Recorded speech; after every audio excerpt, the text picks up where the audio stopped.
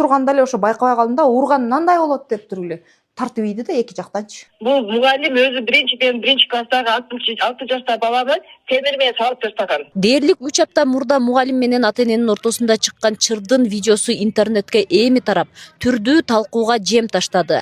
Видеодогу уртокмокко кабылган башталгыч класс мугалими Анара Чалова Юниум жеке менчик мектебинде эмгектенет. Ал окуучунун тартипти бузуп, окуу процессине тоскоолдук жаратканынан улам ата-энесин мектепке чакырганын билдирди. 9 март күнү биз 4-шериктин башталышы болот. 9 март күнү мектепке жаңы эле келгенбиз да. Биринчи күнү анан 4-шерикти баштап атканбыз.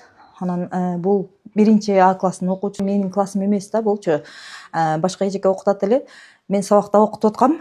Бир убакта анан бала 2 жолу сыртка качып чыгып кеттир. Анан биз практиканттарды жөнөтүп туттуруп келдик баланычы. Кийин анан эжекеси сабак өтсө дагы качып атпайбы, анан кийин мен апасына чал дедим. Балаңыз тууралуу сүйлөшөйүн деп чакырдым. Балаңыз такыр көнбөйт экен деп баштаганда эле сен балам урдуңбу? Сен балам урдуңбу деп эле кыйкырып баштады да. Анан жок, экөөбүз жакшынан сүйлөшүп алайлы десем, деп турганда эле ошо байкабай калдым да, урган мындай болот деп туруп эле тартып ийди да эки жактанчы. Шок болуп калдык да бардыгыбыз. Беркилер дагы отурган боюнча эси болуп калды да. Күткөн эмеспиз да мугалимге кол көтөрөт дегенди. Мен өмүрүмдө биринчи жолу көрүшүм да.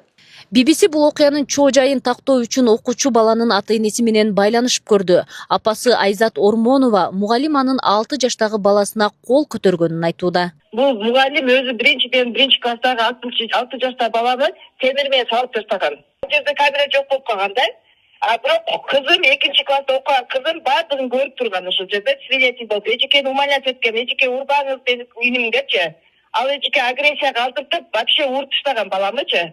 Аларга бүт экспертиза тапшырганбыз, башкарганбыз. Мен баягы баланы темир менен урып таштады дегенден кийин эмоция менен батырып баягы чабып жүргөм да мугалимдечи.